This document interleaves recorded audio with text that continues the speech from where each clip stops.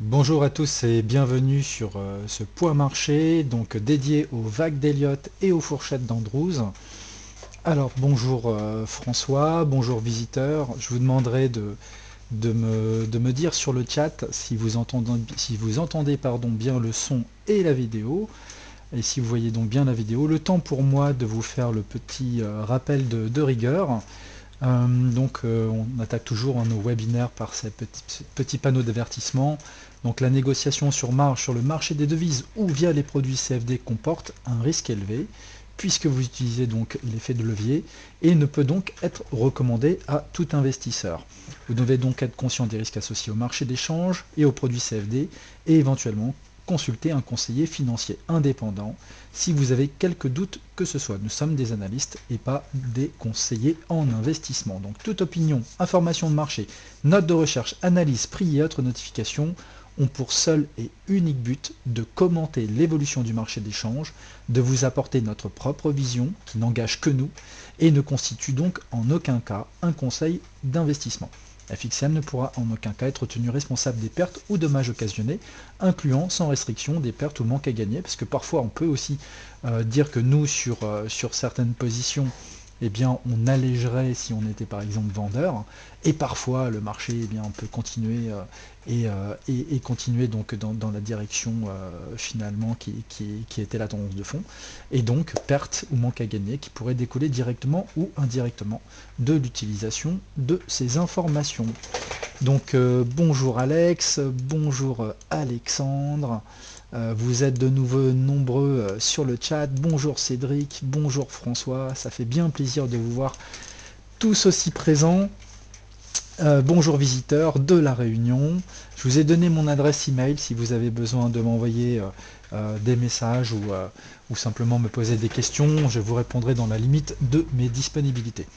Alors, on va attaquer donc ce point marché. Alors, je vous avais dit que j'avais depuis longtemps une vision clairement bearish. Bonjour Fretala sur les indices. Je pense que bonjour Yoav. Je pense que je vous ai pas trop déçu. Je suis en train de faire un petit book justement sur actif par actif depuis que je fais des analyses sur DailyFX pour regarder un petit peu euh, la performance de ce que je vous amène, et je le publierai dans un format PDF, comme ça vous pourrez mieux juger par vous-même un petit peu de la qualité de ce que je vous amène, de ce que je vous produis. Alors pour le moment ça marche bien, après évidemment personne n'a la science infuse et parfois le marché vous contredit. Bonjour Alain 41, mais au moins je le fais en toute transparence. Alors, on va attaquer par le Forex si vous voulez bien. Alors sur le Forex, je vous ai publié une analyse sur l'euro USD donc assez récemment. L'euro USD est toujours dans une situation, on va dire, plus ou moins neutre, dans le sens où, depuis qu'il a développé un beau mouvement d'impulsion, donc on va dire début décembre 2015, il est dans une phase de latéralisation qui peut être en fait une phase de retracement de ce mouvement d'impulsion. Néanmoins, on a plusieurs éléments ici quelles sont les forces en fait qui sont en jeu, d'accord? Au-delà du décompte, vous savez que dans une situation comme celle-ci, où les cours montrent une latéralisation assez forte depuis mars 2015, c'est le moins qu'on puisse dire. Il n'y a pas grand-chose qui se dégage en fait d'un range comme celui-là. On essaye de positionner des canaux, on essaye de positionner des fourchettes, mais le décompte reste pas évident. Il y a plusieurs possibilités ici, clairement. La première possibilité, c'est que le marché a réalisé sa phase de retracement depuis la belle tendance de fond qu'il a développée depuis les 1,40, et que cette phase de retracement s'est terminée avec un premier mouvement baissier qui appelle un retracement, puis ensuite de nouveau euh, une tendance baissière telle qu'on a pu d'ailleurs le voir sur la livre, qui clairement a sous-performé l'euro depuis quelque temps maintenant. Et donc, soit effectivement ce drapeau était cette phase donc, de consolidation, et là on part baissier, ou alors, comme j'avais pu vous le mettre dans un précédent article, on peut avoir en fait la formation d'une structure un peu plus complexe qui pourrait être par exemple un triangle. Vous voyez, si je devais ici, pour que vous puissiez le voir plus nettement apparaître sur ce graphique, si je devais mettre ici donc une oblique de résistance supérieure en noir, avec une oblique de support de soutien également en noir, on pourrait entreapercevoir une structure en triangle, d'accord, plus nettement, avec ici la vague A, voyez, qui se serait faite en 3 temps, une vague B en 3 temps, une vague C potentiellement en 3 temps, D, une E, et puis après on repart baissier, d'accord. Mais quoi qu'il en soit, ce que je suis en train de vous expliquer, c'est que c'est ok Bruno, j'avais pas compris effectivement. Donc moi c'est Nicolas Lavallée hein, qui vous publie des articles tous les jours et vous fait un webinaire une fois par semaine le mercredi, mais effectivement ce n'est pas Yoav. Au micro.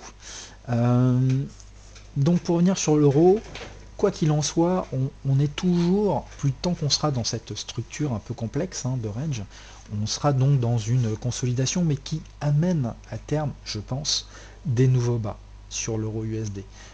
Comme vous le savez, j'ai une vision sur 2016 hein, d'un objectif de prix aux alentours de la parité pour l'euro USD. Donc pour le moment, je reste sur cette vision-là. Alors ce qui va nous intéresser maintenant à un horizon plus court terme, c'est que peut faire l'euro dans cette zone un petit peu tricky de congestion dans lequel il se trouve. Alors il y a deux scénarios.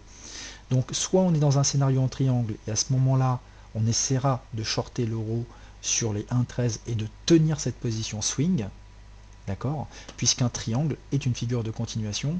Si on arrive ici sur les 1,13, c'est un pullback de cette oblique. C'est également le sommet de cette fourchette d'Andrews, c'est également un rapport d'expansion 100% entre cette vague ici et cette vague là. Donc là, il y a tout lieu de penser, la logique voudrait que l'euro ici réagisse baissier sur cette zone. En tout cas, clairement, je serai à la recherche d'un short. Ok, mais pour l'heure, rien ne nous indique encore, même si ça fait l'objet d'un précédent article, que l'euro va aller chercher cette zone. Pour le moment, l'euro reste confiné à l'intérieur, voyez, de ce canal de régression.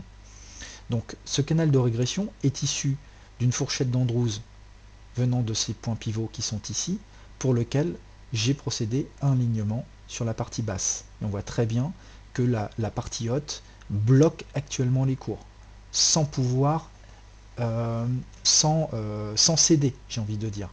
Donc on a en même temps une fourchette d'Andrews qui est issue donc de ces points pivots qui sont là. Vous voyez, donc on est dans une zone, on va dire, relativement sensible, puisque si on devait latéraliser, j'ai envie de dire, on sortirait de ces deux fourchettes, ce qui serait pour le moins cocasse. Mais je ne pense pas. Je pense qu'il va se passer quelque chose. En tout cas, j'ai envie de dire, les options sont assez ouvertes pour l'heure, parce que les deux scénarios restent encore possibles. On peut très bien, vous voyez, légèrement infléchir cette fourchette pour aller chercher le dernier bas, qui est ici. Donc l'aligner légèrement, on la tord un peu, et on reste encore dans la fourchette haussière, et en même temps, on est dans la fourchette baissière. Mais là, on arrive à une croisée des chemins.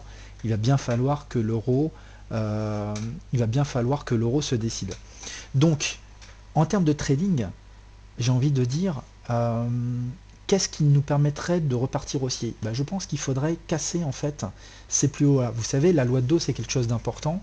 Tant que le marché ne nous montre pas qu'il n'est pas à même de casser des plus hauts ou des plus bas, et donc de montrer des signes soit d'une tendance qui continue, soit d'une potentielle inversion de tendance, avec notamment des cassures de ligne de coupe par exemple de figures en 1, 2, 3 reversal, ou des double bottom ou des choses comme celle-là, il nous faut du concret.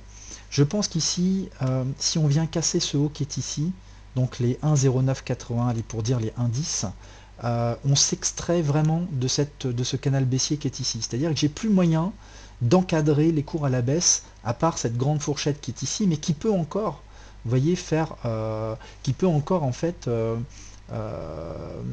on peut encore être dans ce canal baissier même si on arrive sur les 1,13. Par contre, c'est sûr que si on arrive sur les 1,13, on sera sous cette oblique. Et vous saviez combien j'attache d'importance sur ce genre de canal, et notamment sur des hauts de canaux baissiers, puisque ce sont des zones vraiment très intéressantes en termes de timing pour se remettre dans le sens de la tendance de fond. Il n'y a rien de tel que de shorter des hauts de canaux baissiers ou d'acheter des bas de canaux haussiers. Si en plus ça correspond dans le cadre d'un canal haussier à un retour sur support, eh bien vous avez une confluence de supports, un support dynamique et un support statique, et les deux offrent en général de bonnes opportunités pour se repositionner dans le sens de la tendance de fond, avec un premier objectif qui serait un retour sur la ligne médiane du canal. D'accord, vous connaissez mon point de vue là-dessus, je pense que j'ai plus rien à montrer, tellement je vous ai envoyé de graphes qui correspondaient à ce genre de situation. Alors, donc si on vient à passer les 1,13, pour moi, on est vraiment haussier sur l'euro, j'ai envie de dire jusqu'au 1,13, d'accord? C'est-à-dire que je vais me mettre dans une situation où on va refaire une vague A, B et C, avec derrière, de nouveau, je pense, une pression baissière. Maintenant, il n'est pas impossible que, puisque nous sommes dans une phase où les deux scénarios sont ouverts, que l'euro finalement poursuive sa baisse, et à ce moment-là, je pense qu'on viendra vraiment casser cette oblique-là pour aller rechercher le bas du canal sur l'euro USD. D'accord? Donc, il y a deux plans, j'ai envie de dire. Soit vous attendez une cassure en clôture journalière des indices et vous partez donc à l'achat avec, mais attention, hein, vous êtes contre tendance, de fond quand même, c'est quand même assez tricky sur l'euro, il faut y aller, j'ai envie de dire, prudemment. D'accord? Il ne faut pas s'exposer fortement dans ce genre de situation. D'autant plus que la tendance de fond sur l'euro de moyen terme reste baissière jusqu'à nouvel ordre. Ou alors, vous pouvez ici attendre par exemple de casser, voyez, un bas comme celui-ci, peut-être le support des 1,08, ou même, pourquoi pas, y aller maintenant avec un stop là-haut, après à vous de voir si vous avez envie d'être agressif ou pas. En tout cas, je pense que c'est trop tôt pour acheter. Je pense qu'il faut vraiment attendre une cassure des indices, même si on sait que derrière les indices 50 offriront potentiellement une résistance, d'accord, au cours. Je pense qu'on est en train de bloquer actuellement sous la ligne médiane de ce canal. On est également sous ce canal baissier. Si on passe les indices, on est en train de s'affranchir des deux. Donc pour moi, c'est un signal quand même de la part du marché qui nous dirait que des acheteurs quand même sont en train de manifester leur force. D'accord. Et voyez que ici la situation est tricky. Donc j'ai envie de dire, pour l'heure, le mieux est peut-être d'attendre tranquillement, mais si on voit un mouvement d'impulsion baissier qui s'active sous cette oblique, eh bien ça veut dire que les vendeurs auront encore une fois la main, et qu'a priori on pourra rechercher des nouveaux bas, ou au moins un retour sur cette oblique de soutien qui est ici, qui est également une oblique porteuse. Ok, donc ça c'est ce que j'ai envie de dire sur l'euro. En ce qui concerne, oui, alors de Tony, une analyse du CAC sera intéressante. Je vais y venir hein, sur le CAC, je vais y venir sur le DAX également. Alors visiteur, tu m'as envoyé 3 mails, je ne sais pas si c'est à nicolas@lavallée.com, je vais vérifier dans ma boîte de spam dans ce cas-là. Si tu l'as envoyé, je ne les ai pas reçus. En ce qui concerne la livre est sur un seuil un peu plus critique. À dire vrai, moi la livre je l'ai acheté ce matin. Je l'ai acheté en fait contre vents et marées. Je vais vous expliquer pourquoi j'ai acheté la livre.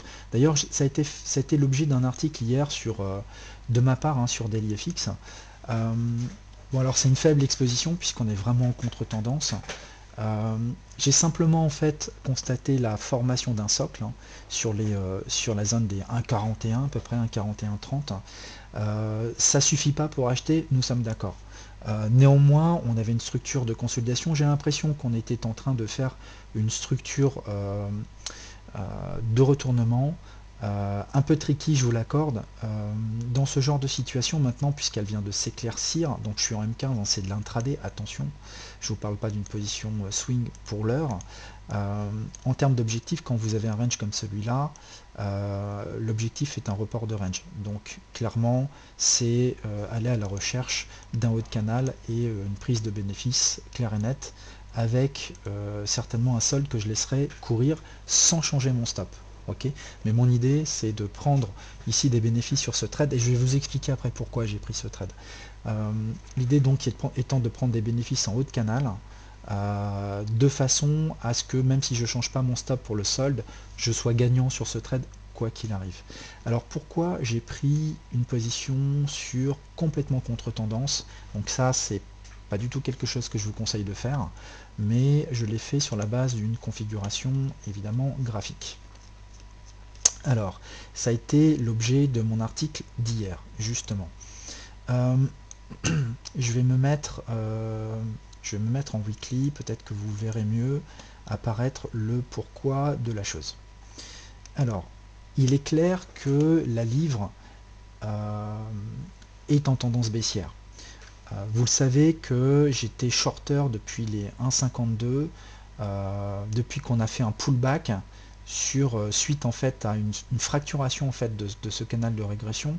J'aime bien faire ce genre de construction en partant d'une fourchette d'Andrews, en l'alignant sur les hauts, parce que quand on casse ce genre de canal, il n'y a absolument plus rien pour encadrer les cours à la hausse. Donc le fait de fracturer en fait un canal de régression comme celui-là, c'est un message fort de la part du marché, puisque il avait en fait quelque part ici beaucoup d'éléments pour rebondir. Vous voyez, sur les 1,51, 50, on était sur une zone de support, on était sur un bas donc, de canal de régression, et donc le marché a rebondi et a échoué à rejoindre la ligne médiane.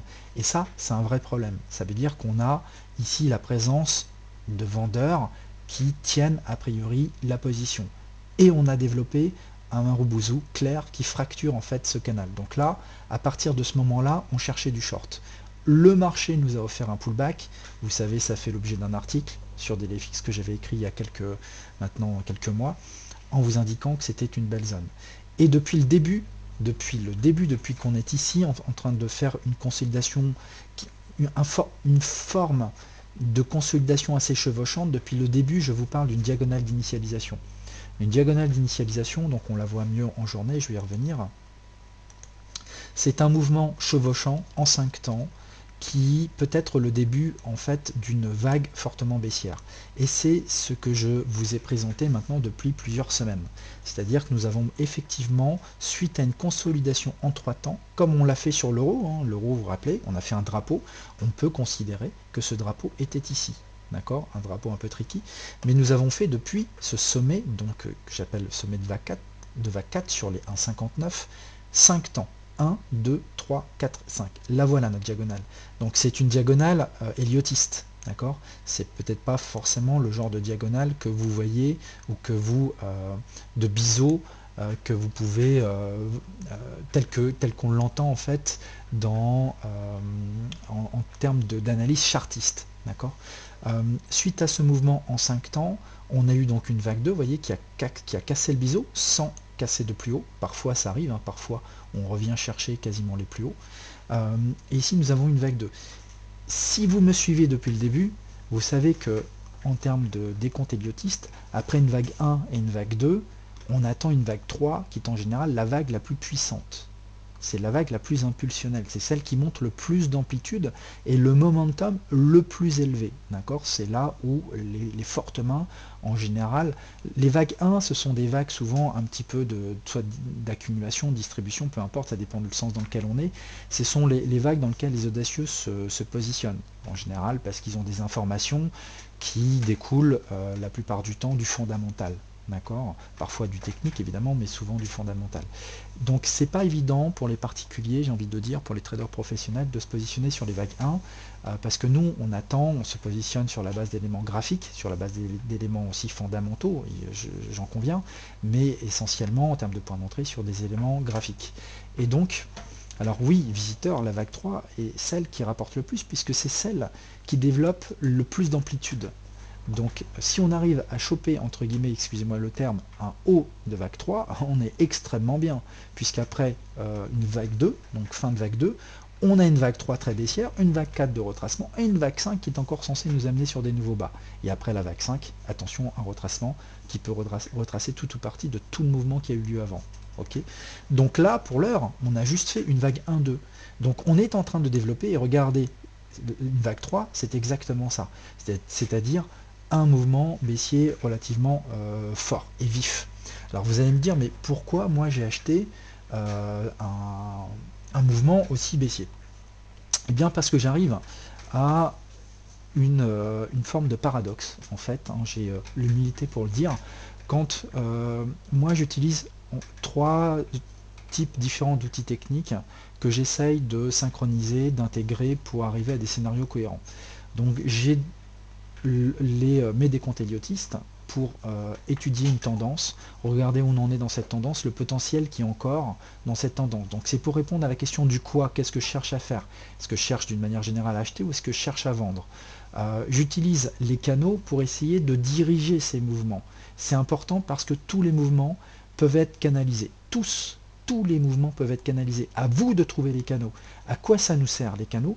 À timer nos entrées. Si vous êtes shorter, parce que votre décompte héliotiste vous dit qu'ici on est en pleine vague 3 ou qu'il reste encore une vague 5 à faire, eh bien le mieux est d'attendre un retour sur un haut de canal, parce qu'il ne faut pas monter dans un train qui part à toute vitesse, d'accord? Si le marché, si vous étiez ici, franchement, à ce moment-là, il n'y avait pas grand-chose à faire, hein, dans cette unité de temps. Il fallait laisser le train partir, hein. Vous n'allez pas monter dans un TGV qui est lancé à 150 à 300 à l'heure. Vous allez vous casser la figure parce que vous n'avez pas de stop. Il suffit que le marché retrace, vous perdez confiance, etc. Puis finalement, il va descendre, il va vous donner raison, mais trop tard, il vous aura stoppé. On ne prend pas un train en pleine marche. Il faut prendre un train sur une station d'arrêt, une fois qu'il fait une pause. Cette pause, c'est une consolidation. Donc si cette consolidation, ce retracement, ce rebond technique correspond à un haut de canal baissier, vous avez votre timing. C'est-à-dire que là, vous pouvez vous attendre à ce que le train redémarre dans le sens de la tendance de fond. C'est le deuxième outil que j'utilise. Donc les fourchettes d'Andrews et les canaux de régression. Ça va me permettre de timer mes entrées. Okay, et les niveaux Fibonacci vont me permettre de croiser des timings de haut de canal ou bas de canal, bas de canaux dans le cas d'une tendance haussière, avec un niveau de prix, puisque ce qu'on achète ou ce qu'on vend, c'est quoi? C'est un prix. Donc le quoi m'est donné, la direction m'est donnée par Elliott, le quand m'est donné par les canaux, et le prix, c'est-à-dire où, m'est donné par les niveaux Fibonacci ou les niveaux de support et de résistance. Donc ces trois types d'outils-là me permettent d'avoir une approche cohérente en termes de scénario. Et parfois, je l'avoue, en toute humilité, ces trois types d'outils me donnent des informations qui sont paradoxales.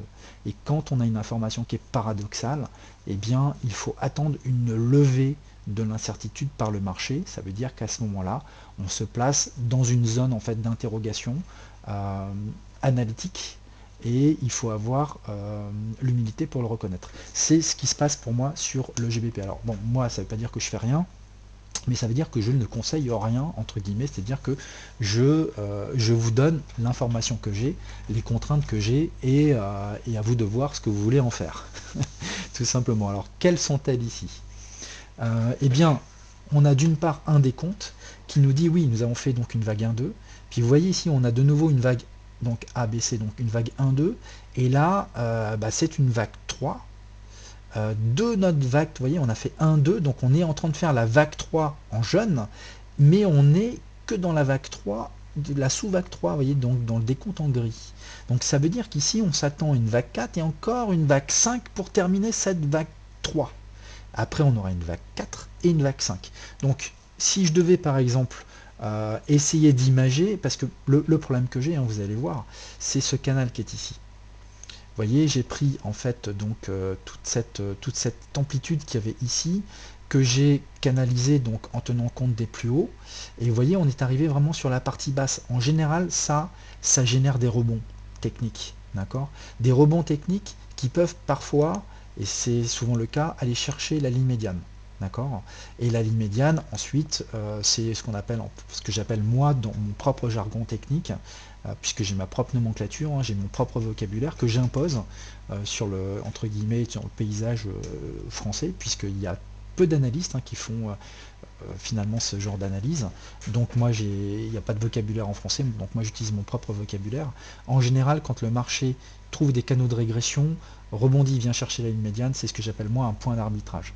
C'est-à-dire que le marché a besoin, en arrivant sur cette ligne médiane, d'arbitrer, est-ce que finalement on n'est pas dans une structure plus complexe et on va aller chercher le haut de canal, ou on va reprendre la tendance de fond. Elliott peut nous aider, mais parfois Elliott nous donne deux scénarios différents.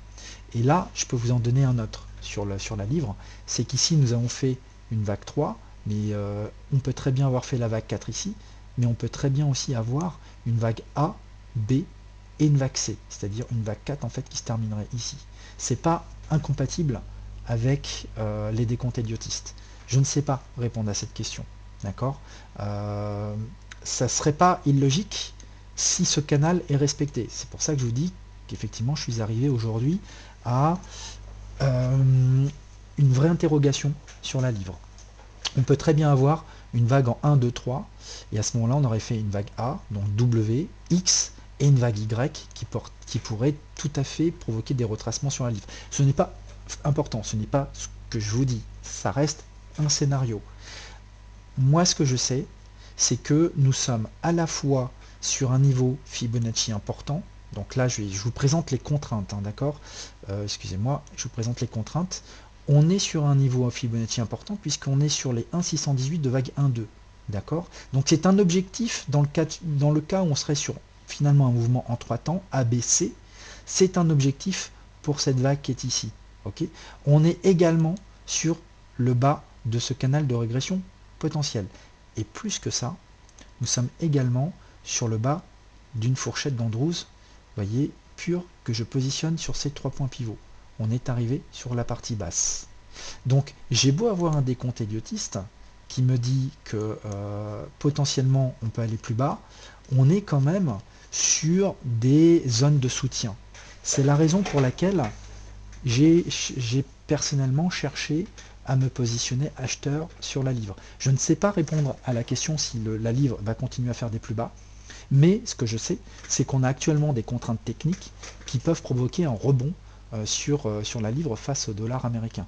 Et donc, naturellement, je cherche à profiter de ce rebond de façon audacieuse. Okay. Ça veut dire niveau d'exposition faible et prise de bénéfices rapide de façon à neutraliser tout risque sur ce genre de position. Okay.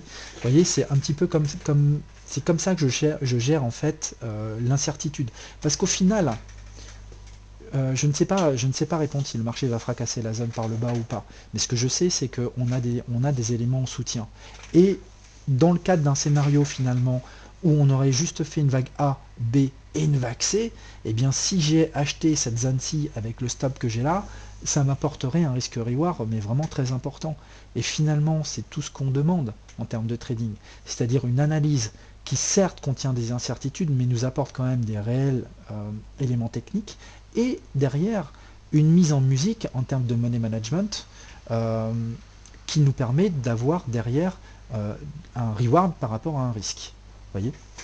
Et donc, si je regarde la situation technique, eh bien, nous avons constitué un socle, nous avons cassé des obliques, et donc j'ai pris position sur la base de cette structure chartiste. Alors, Matt et Ced, je vais donc publier ton commentaire, hein, bien volontiers. Donc, je t'invite à regarder tous les analyses que je publie depuis début septembre, et tu te feras une idée sur la pertinence ou pas de ce que je vous amène. D'accord. Vous êtes de plus en plus nombreux à me suivre, à la fois au niveau de mes articles, mais au niveau de mes webinaires. Je pense que c'est pas pour rien. Maintenant, j'agis en toute transparence. À chaque fois que je publie un article, je mets un lien sur l'analyse précédente relative à cet actif. Je t'invite à suivre toutes les histoires que je raconte sur chacun de mes actifs, et tu verras un petit peu comment le marché réagit sur les zones que je précise au travers de ces articles. Et on en reparlera. Je te dis en toute transparence, évidemment en toute humilité, puisque on est tous d'accord qu'une analyse reste une analyse, et que si le marché veut la fracasser, il la fracassera. Voilà, donc ça c'est ce que je voulais vous dire sur le GBP. Mon job en tant qu'analyste, c'est vous donner une vision des contraintes qui vont peser, des contraintes techniques qui vont peser sur un actif donné. D'accord. Les contraintes que je vous ai évoquées sont de plusieurs ordres. Le bas d'une fourchette d'Andrews, on sait que ce genre de choses fait réagir le marché. Le bas d'un canal de régression aligné sur les plus hauts, on sait que ça fait réagir le marché. Et également un niveau Fibonacci clé qui lui également va agir en tant que support. Donc j'ai une confluence de 3 éléments qui viennent soutenir cette prise de position. D'accord? Maintenant, nous sommes dans un marché qui reste bearish, ok? Et donc, il faut être extrêmement prudent. Je ne vous dis pas qu'il faut acheter, c'est ce que j'ai fait moi parce que j'ai trouvé une structure chartiste qui me permettait de le faire. Maintenant, je ne vous donne pas de conseils, nous sommes bien d'accord. Alors, ce qui peut se passer maintenant, si je reviens en journalier, en tenant compte en fait de ce décompte héliotiste, on pourrait tout à fait avoir juste un rebond technique pour faire une sous-vague 4 qui amènerait une dernière vague baissière qui viendrait recasser les bas. Finalement, nous sommes toujours dans des canaux baissiers, donc on peut tout à fait en fait longer ces canaux baissiers par le bas et rester donc bearish sur cet actif.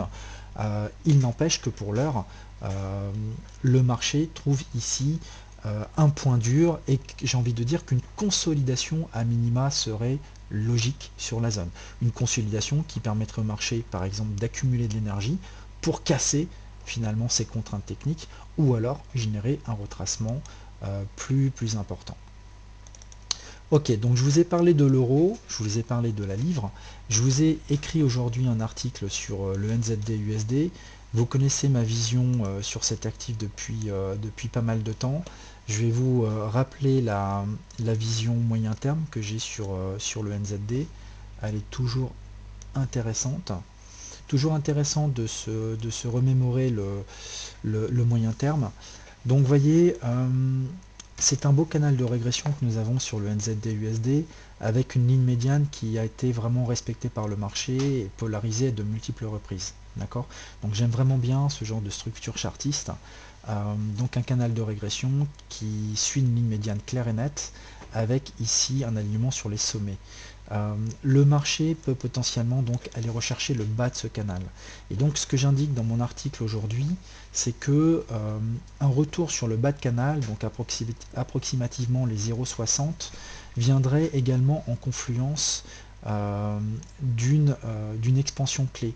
Vous voyez, dans mon décompte héliotiste, j'envisage donc une vague W, X et Y avec une vague W qui serait égale à la vague Y en amplitude. On aurait le niveau d'expansion des 100% qui est un vrai cluster Fibonacci.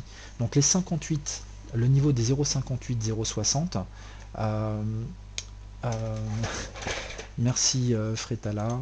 Je m'en fais pas en fait, hein. C'est vrai que je comprends en fait, hein, Matt et Ced. euh, quand j'évoque des comptes héliotistes qui sortent un peu de nulle part, parce que quand on n'est pas du tout assujetti en fait à ce genre d'analyse, ça peut paraître très obscur. Quand je parle de niveau Fibonacci, ça peut paraître encore plus obscur. Donc je peux comprendre tout à fait que certains auditeurs puissent être un peu dubitatifs et c'est normal. Il n'y a pas de souci. Maintenant, c'est vrai que ça fait plusieurs années que je suis sur les marchés. J'ai pu voir combien les niveaux Fibonacci étaient respectés par le marché.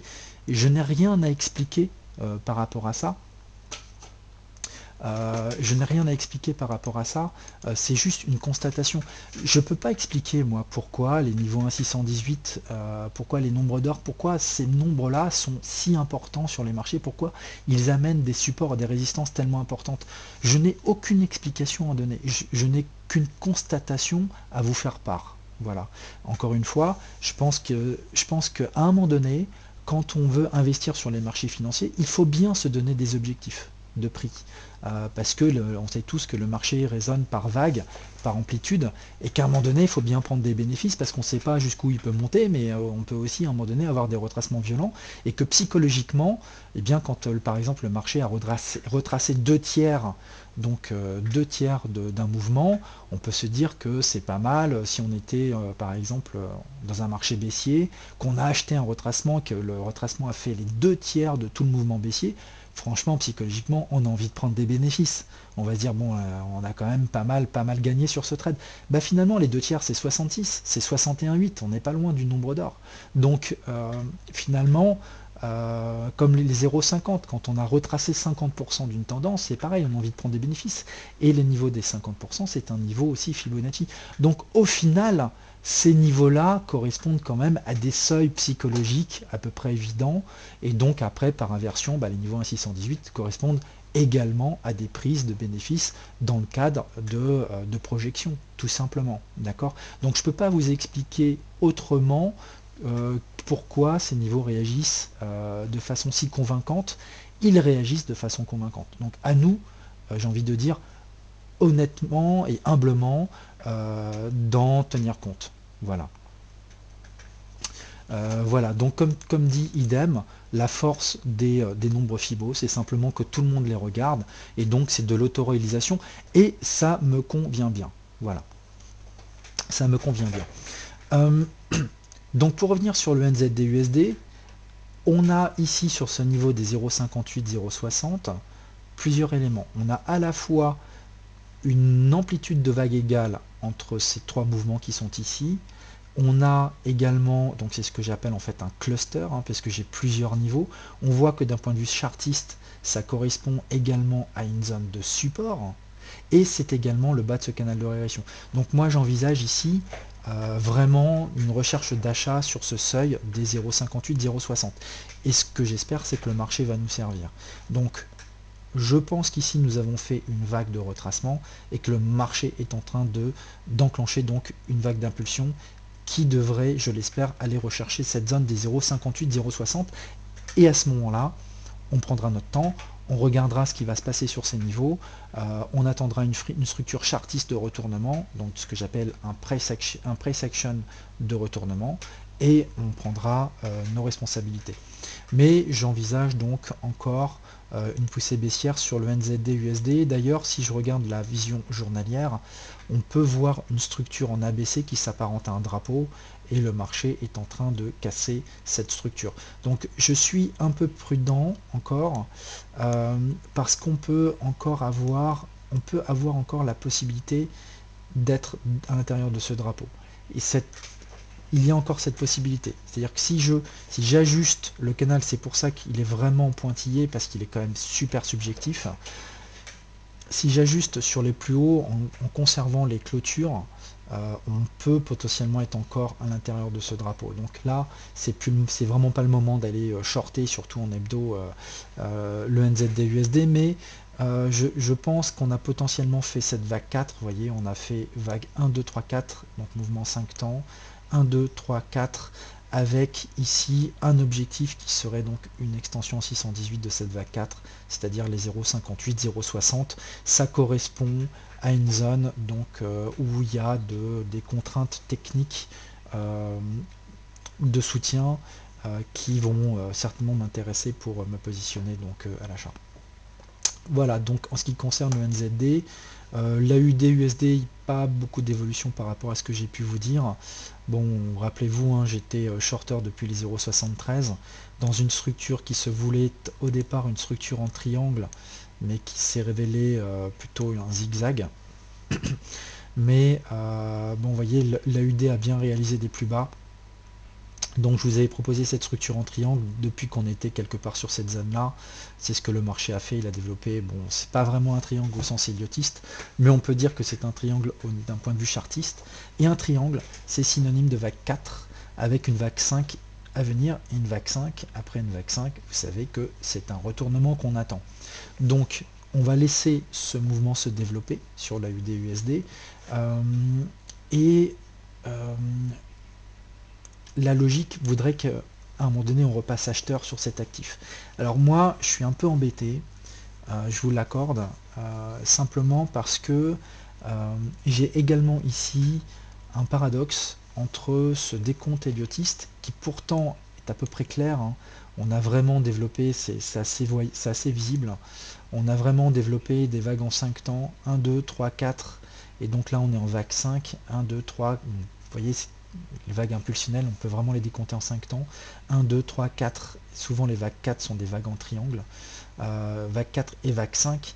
Et donc derrière, on est en train de dire qu'on a fait une vague 5 d'une vague 5. Donc on s'attend à un retracement profond. Okay, et ça m'embête un peu parce que quand je regarde ma vision moyen terme sur l'AUD-USD. Donc c'est un graphe que vous connaissez maintenant, que vous me suivez depuis longtemps. C'est un peu embêtant parce qu'on est vraiment en train de se casser quelque chose d'important sur l'AUD. Vous voyez cette oblique de soutien sur les derniers bas. On avait également une warning line, c'était un cluster. Moi j'envisageais vraiment un rebond sur cette zone, et le fait qu'on est en train d'enclencher une belle bougie baissière en mensuel, peut-être un signal du marché que les vendeurs ont vraiment super la main, et que les 0,63, donc le prochain niveau de cluster, le prochain niveau de support, peut être en visée pour cet actif. Et ça, disons que ça voudrait dire qu'à ce moment-là, on est dans une vague 5 en expansion, et c'est pas le plus simple en fait. C'est pas le plus simple parce que c'est le genre de figure où vous savez pas quel est le niveau Fibonacci que le marché va vouloir chercher. Donc à ce moment-là, il faut prendre du recul, et c'est la raison pour laquelle je vous présente ce graphe. En tout cas, je vais vraiment mettre cet actif sur surveillance, et j'attends de voir ce que la bougie mensuelle va nous donner. Donc la clôture de cette bougie nous donnera à la fin du mois.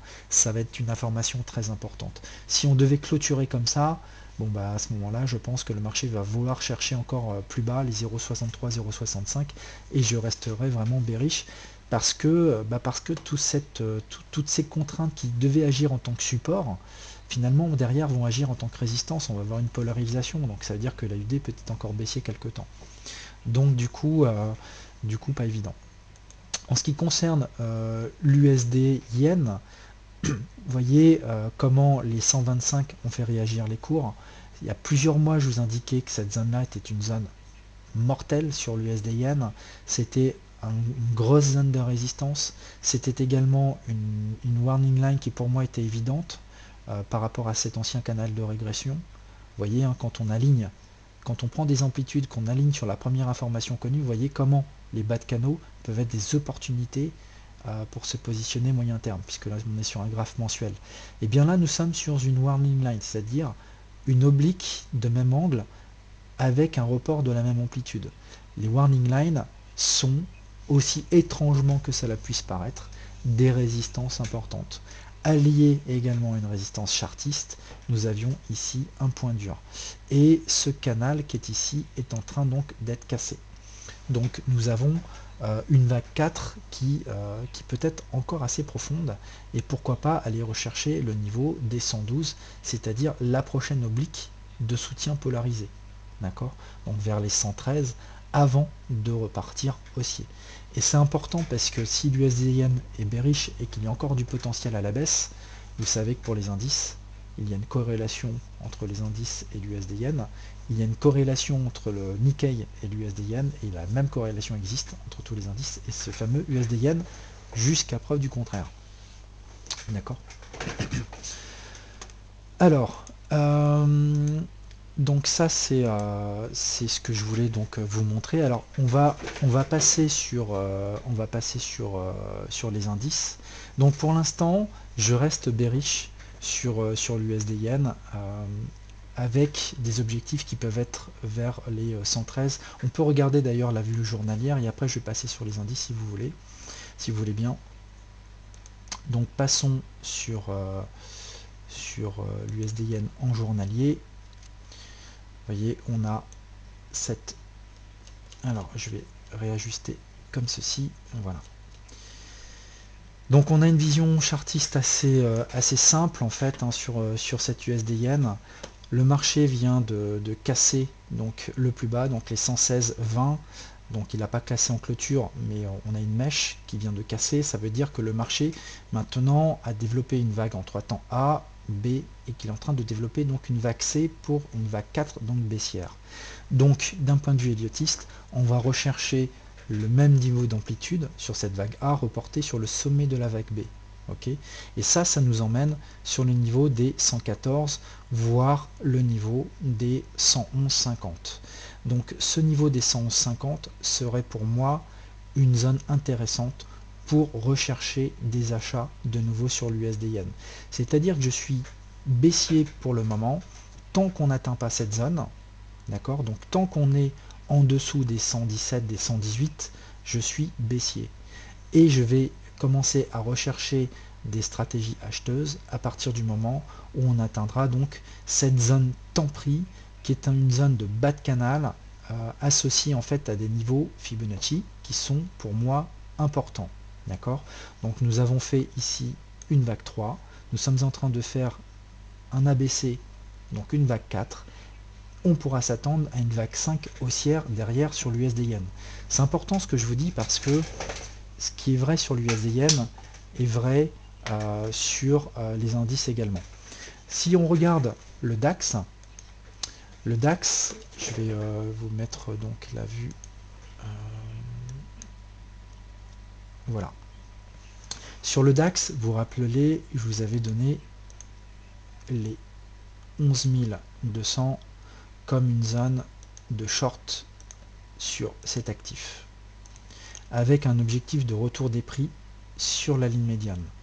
Donc, pour le coup, si vous avez suivi ça, je pense que vous devez plutôt être satisfait de ce que les indices ont produit. On avait effectivement ici des contacts intéressants sur la ligne médiane de cette fourchette d'Andrews et le marché a constitué ici en fait un range en unité intraday et là il y avait vraiment des choses intéressantes à faire. Quand on voit le canal de régression, vous connaissez ma technique, j'utilise 3 points pivots, je les lis, j'utilise la dernière information donnée par le marché, donc le haut. Vous voyez comment le marché a réagi sur le bas de ce canal pour aller chercher la ligne médiane. Okay, donc une fois qu'il a cherché la ligne médiane, point d'interrogation, c'est ce que j'appelle un point d'arbitrage. Le point d'arbitrage ici était clair, le marché était bearish. Donc on est sorti de ce canal de régression. À partir du moment où on sortait de ce canal de régression, il n'y avait plus rien pour modéliser une hausse et donc un retour sur la ligne médiane de cette fourchette d'Andrews était logique. J'ai publié plusieurs articles sur les indices, notamment sur le MIB, avec un MIB qui est à peu près dans le même genre de situation et qui fracassait en fait son dernier bas. Vous voyez ici on est en weekly. C'est pas forcément la dernière analyse, attendez, voilà. Celle-ci elle vous parlera davantage. Donc cette structure qui est ici sur le MIB, cette structure qui est ici, c'est l'équivalent de cette structure qui est là. Vous voyez, le DAX est en train d'attaquer ses derniers bas, donc les 9300. Quand on regarde le MIB les a déjà bien percutés en fait. Les bas sur le MIB c'était celui-ci, hein, c'était les 20 000. Et il les a percutés en cassant un potentiel canal de régression. Ici, on aurait pu avoir un rebond technique. On avait pas mal d'éléments en fait pour avoir un rebond technique. On avait un support, on avait un bas de canal potentiel, on avait un support chartiste. Il y avait des éléments pour que le MIB rebondisse sur ce seuil. Et il a transpercé. Donc on est bearish, on est dans un marché bearish sur les indices de toute évidence. D'accord? L'idée n'était pas de se poser la question jusque où, à partir de où on pouvait tenter des shorts.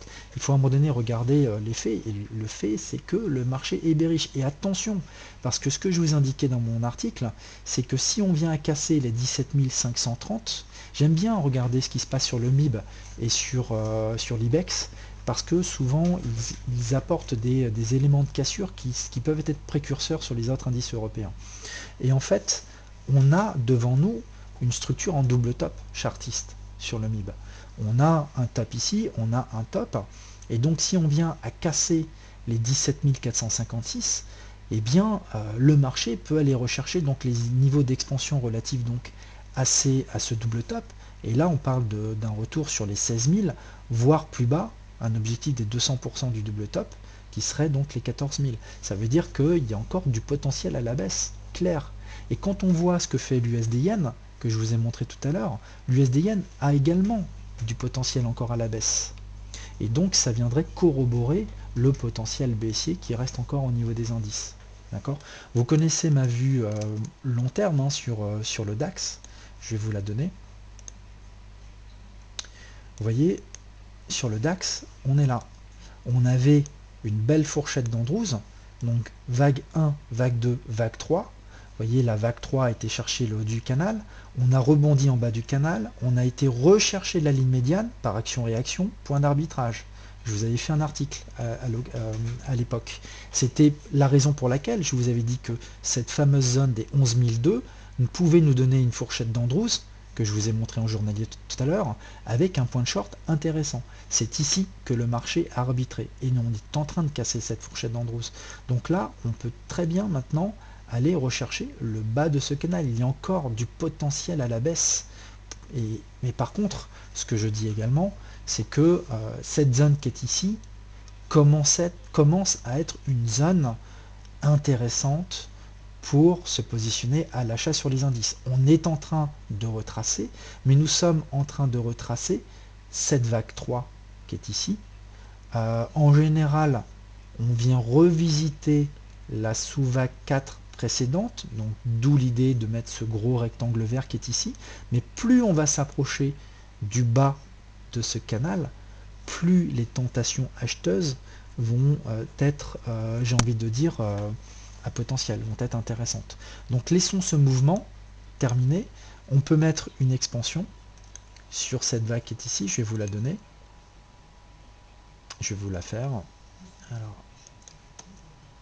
donc je vais prendre une expansion, puisque là nous sommes dans une structure en zigzag, en 3 temps, vague A, vague B et vague C. Et on voit que les 100%, donc une vague A qui serait égale en amplitude à la vague C, nous amènerait sur le bas de ce canal. Donc laissons ce mouvement se dérouler. Il y a plusieurs façons de procéder en fait ici. Vous pouvez également modéliser cette structure baissière par une fourchette d'Andrews et dans cette unité de temps, vous dire que tant que vous êtes dans ce canal baissier, aucun achat n'est possible. Mais imaginez que le cours vient bien casser, donc vient bien rechercher le bas, j'ai envie de dire, cette énorme zone de support, donc les niveaux de prix vers les 9000, entre 8000 et 9000, et puis développe un mouvement haussier qui vient casser cette fourchette, tout pullback serait intéressant dans une logique de positionnement acheteuse de moyen terme. Alors, si je devais faire l'extension au CAC 40, le CAC 40 et le DAX montrent des configurations à peu près analogues. On avait le même genre de fourchette baissière avec le même genre de canal. Ce que je vous avais d'ailleurs indiqué à l'époque, je vous avais dit quand le CAC a cassé son canal, c'est-à-dire qu'ici, il n'y avait plus moyen d'encadrer la hausse, je vous avais dit que j'aimais pas en fait le rebond sur le DAX. Je vous avais dit qu'à ce moment-là, à partir du moment où le CAC lui nous montre que techniquement il n'en a rien eu à faire de ce canal de régression, et bien même si le DAX l'a un temps respecté, c'était pas de bon augure derrière pour les acheteurs. Et effectivement, le marché l'a cassé et a rejoint la ligne médiane. On voit que la ligne médiane a fait l'objet d'un léger retracement. Je l'ai posté sur Twitter hier. Je vous avais dit qu'ici, attention, on pourrait avoir un léger retracement technique en intraday, mais qu'on restait bearish.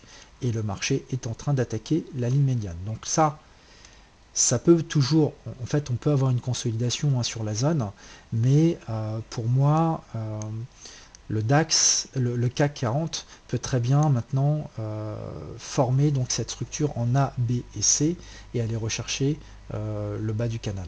D'accord. Je vous ai positionné une fourchette d'Andrews, mais je l'aime pas trop. Néanmoins, c'est vrai que si on devait rechercher des... faudrait que je vous fasse une analyse un peu plus précise. Moi, je préfère aujourd'hui tracer en fait mes différents niveaux Fibonacci, mes fourchettes sur le DAX, parce qu'il est plus propre que le CAC en général. Mais on peut utiliser les mêmes niveaux. Je pense que déjà que le niveau des 3000, des 4000 on va dire, va être un niveau de support sur le CAC, puisque nous aurons ici une vague A qui sera égale à la vague C en amplitude. D'accord. Si vous voyez par exemple que le marché tricote, c'est une façon de parler, hein, mais il nous forme une structure chevauchante, voyez, lancinante, qui vient longer la ligne médiane pour aller rechercher le niveau des 4000. Eh bien, je vous demanderai d'être prudent, puisque si on arrive comme ceci, ça voudra dire quoi? Ça voudra dire que sur vos oscillateurs, comme le RSI par exemple, vous allez avoir des divergences haussières qui vont forcément apparaître. Ok, ça veut dire que nous aurons vraisemblablement, nous serons arrivés sur ce qu'on appelle une diagonale terminale au sens héliotiste du terme, avec un retracement haussier à venir. Ok, donc ça c'est une possibilité. Maintenant, si on vient à fracasser cette ligne médiane, elle pourra agir comme résistance. Vous voyez ici on a une polarisation, elle agit comme résistance, ensuite comme support, de nouveau comme résistance, et là nous sommes posés dessus. Donc cette oblique, en fait, cette ligne médiane, joue le rôle actuellement plus ou moins de support, tant qu'on ne l'a pas cassé nettement. Ok, mais en dessous, attention au niveau clé des 3980, des 4000, c'est en général un support. Donc on peut s'attendre à une consolidation sur la zone. Ok. Je peux vous donner également un autre facteur intéressant sur le Hang Seng, qui est donc un indice que j'ai suivi également. Je vous avais donné donc des différents niveaux d'objectifs. Vous voyez, il est en train de casser quelque chose d'important également, le Hang Seng. C'est-à-dire que si j'utilise cette vague-là, calée donc sur les hauts, on est en train de casser ce canal. On est dans un marché bearish. Ok. Je vous avais donné différents niveaux de prix. Je vous avais indiqué que la zone des 23 700 était une zone de short. Ça n'a pas loupé puisque nous avions cassé en fait le bas d'une fourchette d'Andrews. Donc elle agit maintenant en résistance. Donc j'étais shorter depuis les 23 700. Le premier niveau clé par expansion et le niveau des 18 000. D'accord. Puis en dessous le niveau des 15 550. Donc tant qu'on sera dans un marché bearish, ces objectifs sont tout à fait atteignables. En ce qui concerne, j'aime bien le Nikkei également, parce que le Nikkei est une belle boussole, je pense aussi pour les indices. Vous vous souvenez, je vous avais indiqué que les 20 450 étaient shorter. On était à la fois sur le haut d'un canal de régression haussier et également sur celui-ci. En fait, tout ça, ce sont des fourchettes d'Andrews à l'origine. Ce sont des fourchettes d'Andrews que j'ajuste par rapport à la réalité du marché. Donc vous voyez, quand on ajuste une fourchette d'Andrews qui à l'origine est comme ceci, d'accord. Si je l'ajuste pour tenir compte des bas, donc bas du marché, vous voyez comment le marché réagit sur la partie haute. C'est également la même chose pour cette fourchette-là.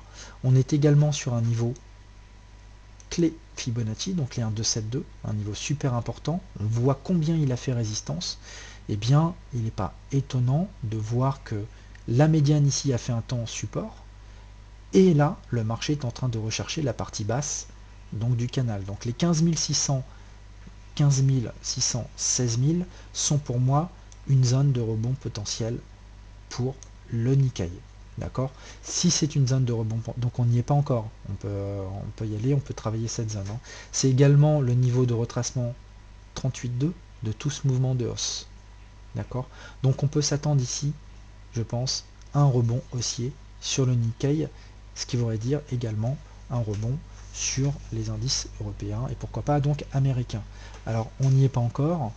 En termes de timing, il y a encore de la marge avant qu'on atteigne le bas de ce canal. Donc pour le moment, on est bearish sur les indices jusqu'à preuve du contraire. Il faut respecter le mouvement baissier parce que si le marché veut casser cette zone, il la cassera également. Mais ce que je veux vous indiquer, c'est que si vous étiez shorter, ici il y a des prises de bénéfices à faire quand même prochainement sur les indices. C'est ce que je vous avais d'ailleurs dit aussi sur le DAX. Le fait qu'on retourne sur la ligne médiane, c'est que c'est quand même des zones de support dynamique, il peut se passer des choses. Donc on peut essayer de prendre des bénéfices sur ce genre de seuil. Voilà. Bon, j'espère que je vous ai éclairé. Bon, je vois que certains d'entre vous restent un peu dubitatifs. Mais encore une fois, je vous invite à lire l'historique des articles que je vous écris tous les jours sur DailyFX. C'est le mieux pour vous rendre compte. D'accord. Vous pouvez être dans l'interrogation. C'est vrai que les outils que j'utilise ne sont pas des outils communs, mais sachez maintenant que les banques d'affaires, je pense par exemple à Morgan Stanley, émettent des décomptes Elliotistes. D'accord. Ils le font de leur côté. Ils utilisent Elliott dans leur stratégie d'investissement pour regarder justement et décrypter les tendances. Okay. Les canaux de régression sont également utilisés par les grosses mains pour essayer de canaliser les cours. Donc je ne révolutionne rien du tout, je ne fais qu'utiliser des outils qui sont utilisés par les gros opérateurs. D'accord. Et je pense que c'est intéressant parce que si à un moment donné vous voyez des zones que les grosses mains voient, eh bien ça veut dire que vous pouvez être dans le camp des audacieux. D'accord? Donc j'ai pas forcément cette prétention-là, mais au moins, moi je vous mets en exergue des zones que j'appelle des clusters, des zones temps prix de retournement potentiel. Et quand on voit une action des prix qui se déclenche sur cette zone, eh bien ça veut dire que la zone est vue par le marché et que notre analyse est la bonne. Et pour savoir si mes analyses sont bonnes, eh bien j'agis en toute transparence et systématiquement dans les articles que je publie, je vous mets un lien sur l'article précédent qui traitait de cet actif. À vous maintenant de vous faire une idée de ce que je fais et vous verrez que j'ai quand même souvent raison. Voilà. Bah écoutez, merci à vous, merci Totov, merci Alexandre, euh, merci Bruno. Reste à trouver la maîtrise de soi pour mettre en pratique. Il est clair qu'il y a une grande différence entre analyser et trader. D'accord? L'analyste se doit de proposer plusieurs scénarios. Il faut être, comment j'ai envie de dire, il faut essayer de rester neutre en termes analytiques et se dire, on arrive sur un seuil, quand on arrive sur une zone de support, en toute logique, on devrait avoir un rebond. D'accord? Après, on peut se donner des potentiels à la hausse par rapport à ce rebond, etc. Mais si le marché veut casser le support, il va le casser. Donc à ce moment-là, il faut quand même toujours être prudent et émettre un ou deux scénarios. Donc quand un support vient en plus en conjonction d'un bas de canal haussier, à ce moment-là, là on pouvait avoir deux scénarios, on commence à avoir un véritable scénario privilégié. D'accord? Et c'est celui-là qu'on aura envie de trader. Donc plus vous aurez d'éléments qui viendront en soutien de votre prise de position, meilleure sera la situation. Et donc à ce moment-là, l'impact est sur la taille de position que vous voulez mettre sur cette situation. D'accord? Donc ça c'est important. Après, euh, euh, il y a le money management. Il n'y a pas de prise de position sans money management. Le money management, c'est pouvoir s'assurer que votre point d'entrée, il est bon d'un point de vue prix et timing, c'est important, timing, que votre stop est logique, c'est-à-dire que c'est un stop qui doit être défendu par le marché, puisque s'il est cassé, il invaliderait votre analyse. D'accord? Donc ça c'est important. Et ensuite, vous donnez des zones de prise de profit qui sont elles-mêmes logiques puisqu'elles vont correspondre à des zones de résistance. Par exemple, quand on a un retour sur la ligne médiane, c'est une résistance puisque ça correspond souvent à un point d'arbitrage sur lequel un retournement peut avoir lieu. Donc il vous faut des zones de prise de bénéfices dont vous connaissez la pertinence en termes d'occurrence, c'est-à-dire qu'à chaque fois que le marché atteint ce genre de seuil, vous savez que c'est un point dur. D'accord? Et donc, quand vous avez votre point d'entrée, un stop qui est clair et logique, des zones de take profit qui sont des zones de take profit logiques, c'est-à-dire dont vous constatez souvent des réactions par le marché, de par vos outils, vous avez à ce moment-là quelque chose de robuste en termes de money management, puisque vous êtes à même de mesurer votre profit moyen au regard des différentes zones de profit. D'accord? Donc vous allez pouvoir calculer un risque-reward moyen. Si ce risque-reward moyen est supérieur à 1 pour 2, eh bien vous avez quelque chose de tout à fait pertinent pour pouvoir prendre un trade. Okay? Donc il y a l'analyse qui doit faire ressortir des zones, un potentiel, et il y a après votre système de trading qui lui doit mettre en musique cette analyse en termes de money management. Si vous avez les deux, vous avez à ce moment-là quelque chose de sérieux pour trader. Si ce n'est pas le cas, eh bien franchement, ne tradez pas ou ne tradez qu'en mode de démonstration jusqu'à temps que vous ayez atteint ce niveau de maturité. C'est très important. D'accord? Donc retenez-le.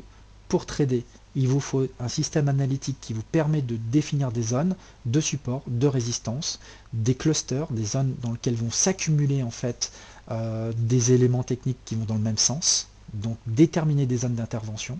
C'est ce que j'appelle moi des zones d'intervention stratégiques, d'accord, temps pris, des zones temps pris, et après un système qui va vous permettre de mettre en musique ça en termes de money management avec quelque chose que vous aurez éprouvé sur la durée, d'accord. Donc tant que vous n'avez pas ces deux éléments-là, une solide maîtrise de vous en termes d'analyse et un système de trading utilisant des concepts clairs en termes de money management, tant que vous n'aurez pas rationalisé ça, vous devrez être en mode de démonstration. D'accord? J'insiste. Voilà. Bon bah écoutez, Quand tu y arriveras, tu paieras une bouteille de champagne à DailyFX. Eh ben écoute, ça marche. Angel, merci à toi. Vincent, donc là je réponds aux questions. Quelle est l'unité de temps préférée pour trader? Ça dépend vraiment du temps que tu peux y consacrer. Si tu peux y consacrer beaucoup de temps, eh bien tu peux faire de l'intraday. Mais n'oublie pas une chose, donc Vincent, c'est que même de l'intraday c'est du M15, il te faut derrière quand même une analyse H4 et journalière. D'accord? Il te faut 3 unités de temps pour trader. Une unité de temps stratégique dans lequel vont reposer et être inscrits les grands éléments, les grandes contraintes techniques de moyen terme, une unité de travail dans lequel tu vas déterminer tes zones d'intervention plus précisément, et ton unité tactique dans lequel tu vas inscrire tout ton money management. Donc en général, il te faut 3 unités de temps pour lesquelles tu as tes schémas analytiques qui sont présents. Ok. Donc M15 H4 journalier, c'est pas mal. Après, tu peux avoir du H4, weekly, daily et monthly. Après, si vraiment tu veux faire du minute trading, eh bien c'est du 5, 1 heure et du H4. Voilà. J'ai envie de dire que ces triplés-là sont plutôt cohérents pour avoir quelque chose, on va dire, de consistant. Merci Gilles 17. Euh, Alex, je n'hésite, mais pour moi, vous ouvrez une réflexion très intéressante. Alors, merci également pour ton commentaire. Alors, Elsan, bah, écoute, encore une fois, hein, si tu trouves que ce que je raconte te rend perplexe, eh bien, encore une fois, mes analyses sont ouvertes à livre découvert. J'ai produit maintenant plus de 120 analyses sur DailyFX. Tu as tout l'historique pour te rendre compte de la qualité et de la pertinence de ce que j'amène. Donc je t'invite fortement à lire donc, ces articles et cet historique. Et après, je t'invite à reposter le même genre de commentaires pour voir si tu es honnête avec toi-même. Visiteur, donc 3 unités de temps. Quel écart entre les 3? Des multiples de 3, 5 ou autres? Non, c'est pas tellement comme ça que ça fonctionne. Il faut utiliser des unités de temps qui ont du sens d'un point de vue trader. La clôture horaire, c'est important. La clôture H4, c'est important aussi. Les clôtures journalières sont extrêmement importantes, comme les clôtures hebdo. Mais des clôtures 30 minutes, moi, ça ne me parle pas, par exemple. Tu vois, c'est plutôt comme ça que je dirais. En intraday, je sais que le M15, il est pas mal suivi. Par exemple, pour les indices, je sais que des traders regardent beaucoup le range qui est de pré-open, donc avant 9 heures. En général, il y a des petits ranges qui se font, et si la clôture M15 se fait d'un sens ou d'un autre, ça peut donner le directionnel pour la matinée. D'accord. Je sais qu'il y a des stratégies assez intéressantes et gagnantes qui se font là-dessus. Donc le M15, H1, H4 sont des unités qui sont regardées. D'accord. De toute façon, c'est simple, hein. Il faut regarder, mettez-vous par exemple en clôture horaire et regardez ce qui se passe avant chacune des clôtures. Vous allez voir qu'il va y avoir une bataille qui va se faire au niveau des bougies avant chaque clôture M15, H1 et H4 par exemple. D'accord. Donc ça c'est important. Donc visiteur, merci pour ton commentaire. Julister, Karen Pellwell est ta sœur. Vous n'arrivez donc pas à vous proposer vos entre guillemets à vendre. Alors Karen Pellwell n'est pas ma sœur, c'est quelqu'un que j'apprécie d'ailleurs pour ses analyses. Donc Ishimoku. Ishimoku, ce n'est pas du tout quelque chose que je pratique. Alors pourquoi moi je propose des analyses simplement parce que dans ce que je recherche aujourd'hui de la visibilité par rapport à ce que je sais faire. J'ai mis beaucoup de temps en fait à arriver à un système analytique qui ait du sens et qui soit robuste. Donc je remercie DailyFX et FXM pour la confiance qu'ils m'accordent et la visibilité qu'ils m'apportent.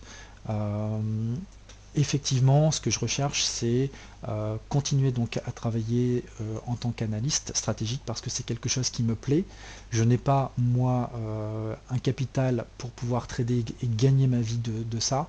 Encore une fois, il faut oublier le fait de gagner votre vie sans avoir un capital de 200-300 000 euros. Et moi aujourd'hui, ce genre de capital, eh bien, je l'ai investi dans de la pierre et je ne l'ai pas investi dans le trading. Donc je ne gagne pas ma vie en tant que trader, par contre, je gagne ma vie en tant qu'analyste. Et quand je vois qu'aujourd'hui je suis de plus en plus lu et regardé, eh bien cela me montre que je vais dans la bonne direction. Donc il n'y a pas de raison que je m'arrête. Voilà. Non, effectivement, visiteur, bon, c'est pas grave, hein, les commentaires, ça me touche pas, mais au contraire, je trouve ça intéressant aussi de montrer que, bah voilà, il peut y avoir aussi une certaine perplexité, mais encore une fois, tous mes détracteurs, et vous êtes vraiment minoritaires, regardez ce que je fais au travers des articles, et vous voyez, il y a l'historique, je vous donne tout l'historique, donc je peux pas être plus transparent. Voilà. Je ne peux pas être plus transparent que ça. Donc je vous invite à faire de même, à regarder l'historique avant de me donner des commentaires en ce sens. Et puis après, revenez vers moi. D'accord? Alors, peut-on être un bon analyste et un mauvais trader inversement? On ne peut pas être pour moi, on ne peut pas être un bon trader et un mauvais analyste. Parce que pour moi, bien trader, il faut faire une analyse sous-jacente. C'est hyper important. Il n'y a pas de trading sans analyse. Donc on ne peut pas être un bon trader, enfin j'en connais pas, en étant mauvais analyste. D'accord? Je pense vraiment. Par contre, on peut être un mauvais trader en étant un bon analyste. Parce que le trading, ça nécessite du sang-froid, ça nécessite de la rigueur et vraiment être fort psychologiquement parlant. Vous pouvez, comme tout trader, avoir une excellente série et avoir une mauvaise série de 4 ou 5 trades. Et là, il peut y avoir des dégâts psychologiques. Vous pouvez être amené après à vous surexposer pour rattraper les pertes et c'est le début d'une série qui peut être une série infernale. D'accord? Donc les bons traders, ce sont des gens qui sont avant tout hyper costauds psychologiquement et ça franchement, c'est pas donné à tout le monde.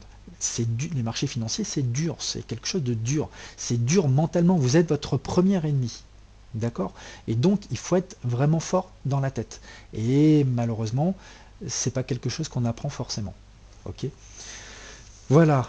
Merci Sophie. Pareillement, c'est réciproque. Merci à tous. Eh bien, je vais vous laisser. Je vous rassure, vous êtes bien plus nombreux à me donner des commentaires positifs que négatifs. Il y en a, en fait, vous êtes très peu nombreux à me donner des commentaires négatifs. Donc vraiment, je prends pas ça à cœur. Mais je les publie quand même parce que c'est important de montrer aussi que certains d'entre vous peuvent être perplexes et que c'est important pour que moi, en termes d'analyste, je me justifie entre guillemets au travers de mes écrits en vous donnant vraiment cette transparence sur les historiques. Et quand je me plante, je le dis. Quand j'ai raison, je le dis aussi. L'idée, c'est pas de survendre quoi que ce soit, mais d'être transparent sur les analyses et l'historique des analyses. Donc voilà. Mais de toute façon, je vais publier un book très rapidement sur justement les histoires que j'ai pu écrire sur certains des articles. Comme ça va donner une meilleure idée voilà, sur comment les cours ont écrit l'histoire par rapport à ce que moi j'avais pu évoquer. Je pense que ça va vous plaire. Voilà, bah merci à vous.